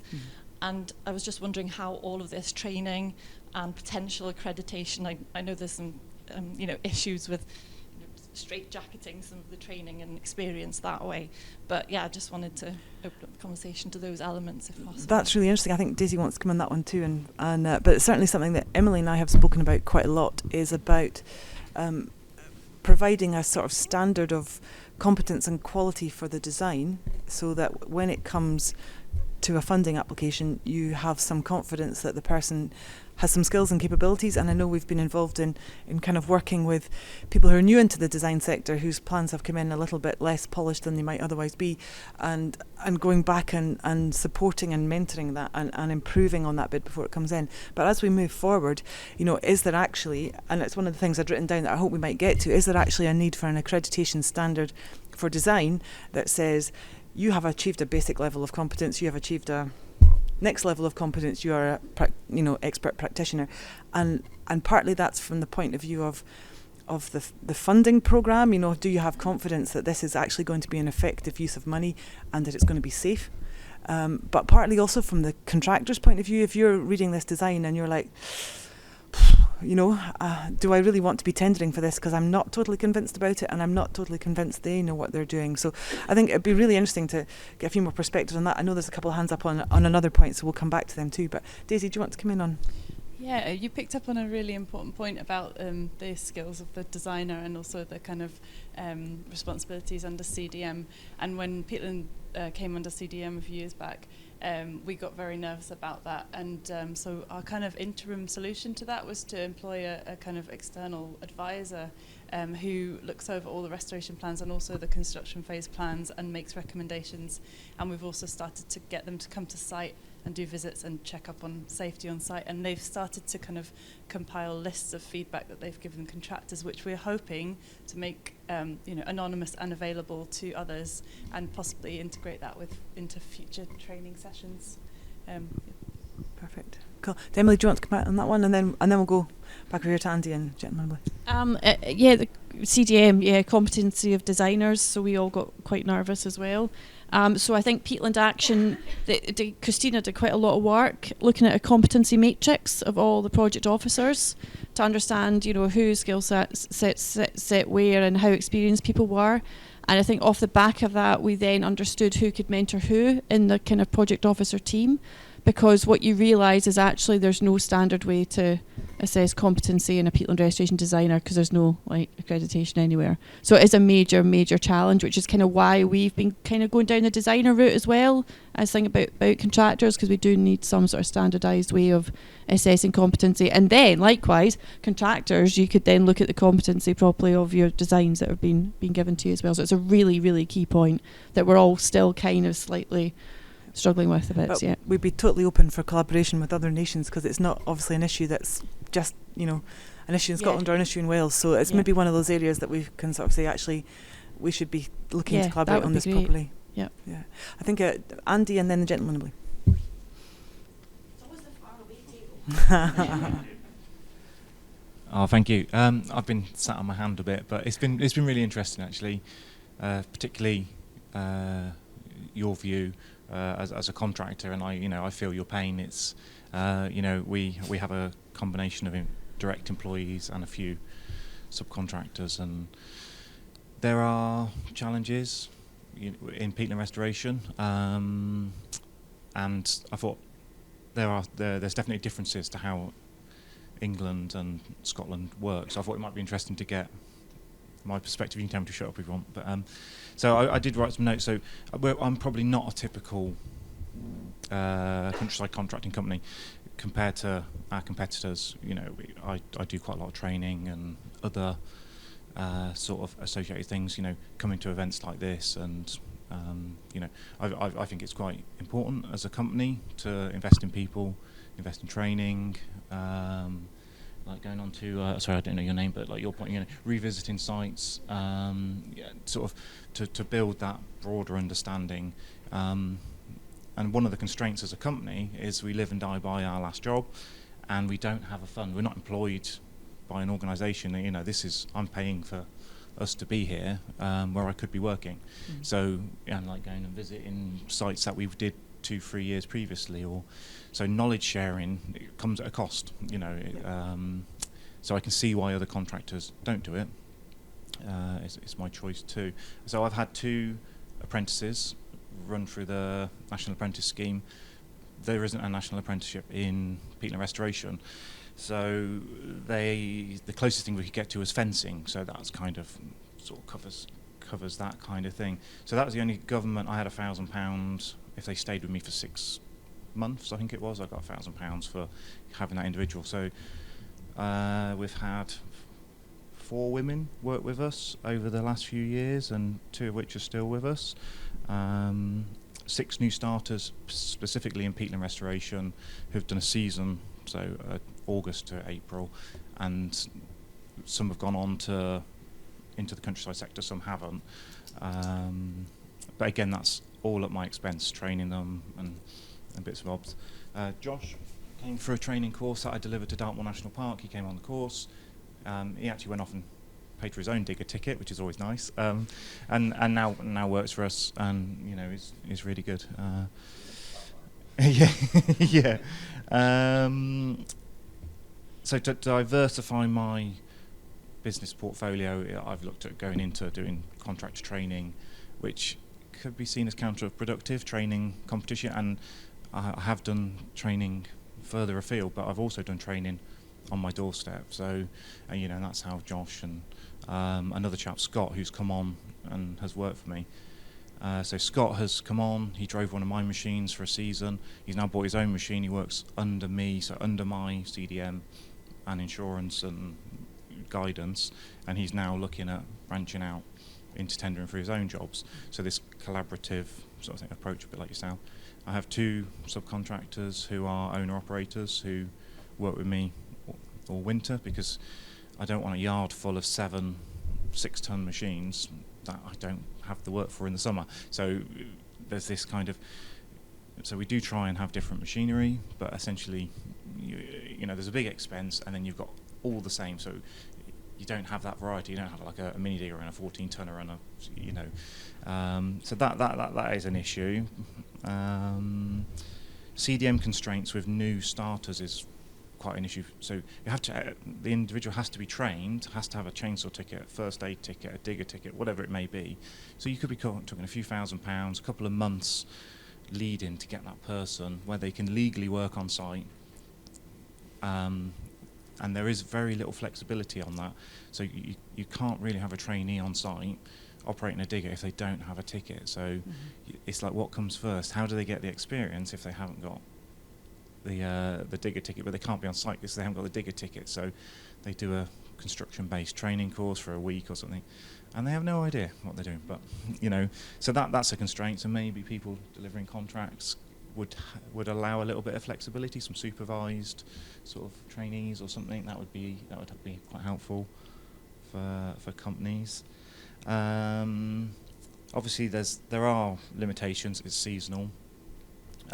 Short contracts. So our contracts, we 3 or 4 months might be a decent term for a contract that we get. We don't get 2+ or anything like that. You know.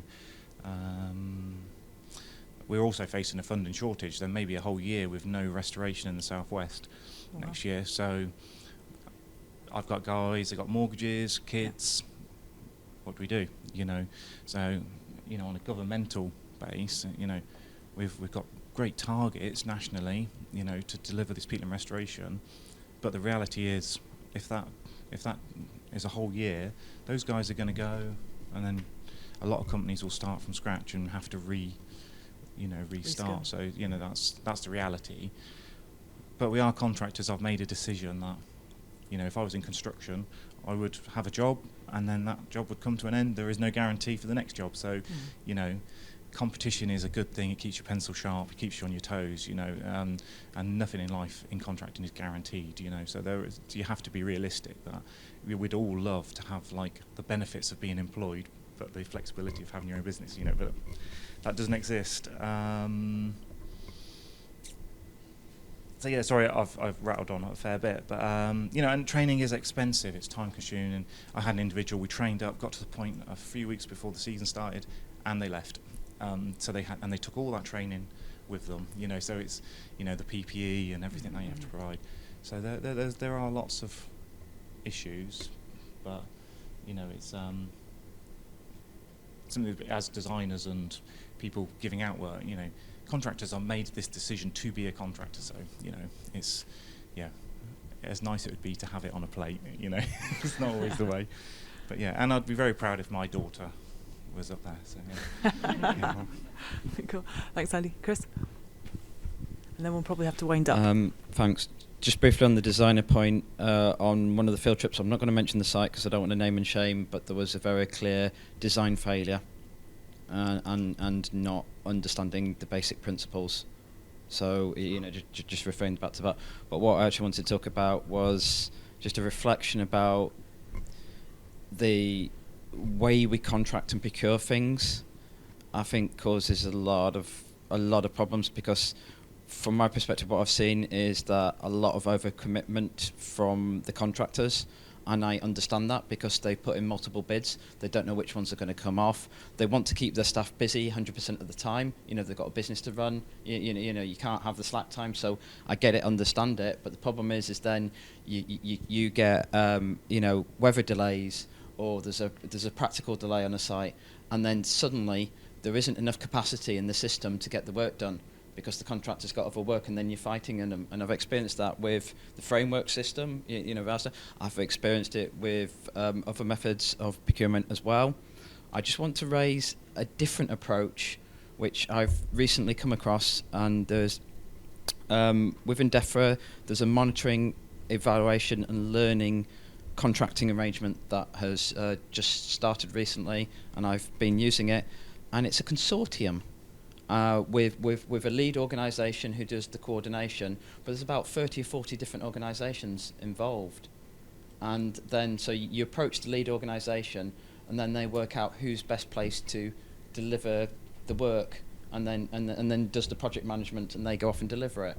So I'm just kind of wondering, could you have lots of contractors, and then the lead one, and then that might help with that, deal with that overcommitment issue, because the work would still be coming in, and you'd be able to say, if one contractor said, well, actually, we've had delays on this site, or our diggers are stuck up on the top of the hillside, well, you might be able to call off to another contractor and say, oh, hey, they can't do it, can you come out and do it? And that also addresses some of the concerns about excluding other contractors from the market as well, and giving them a fair crack, because otherwise, the problem with the 5 system, it's great, but you've only got those 5, and if they can't do it, then where do you go? So anyway, it's just. Oh, that's really interesting. Do you want to just take the microphone? Sorry, and then we'll have to make that the last comment. I don't see that a framework excludes a supplier from subcontracting. So I think on existing procurement systems, contractors can always subcontract. So I'm guessing suppliers would be looking into that option if there were subcontractors available. Subcontracting to that competition, that's quite a big ask for them to do. Yeah, I guess in Wales we have seen that happen, suppliers subcontracting and even having 2 different contractors on the same site delivering it. So I guess part of that is down to the contractor based in the local area, I guess. Thank you very much. I'm afraid we are out of time, so I would like to thank Emily, Daisy and Rachel for being their excellent speakers and providing such a kind of good run through the sort of Scottish perspective. And I'd like to thank you all for making this such a really interesting discussion and being so willing to participate in the to and fro and share ideas, which I think has been really valuable. I don't know that we've necessarily got any answers, but it's really interesting to know that there's a lot of shared issues and people are approaching things slightly differently, and there's a lot to think about in there. So thank you all very much indeed for your participation. I think it might be time for a cup of tea. Thank you.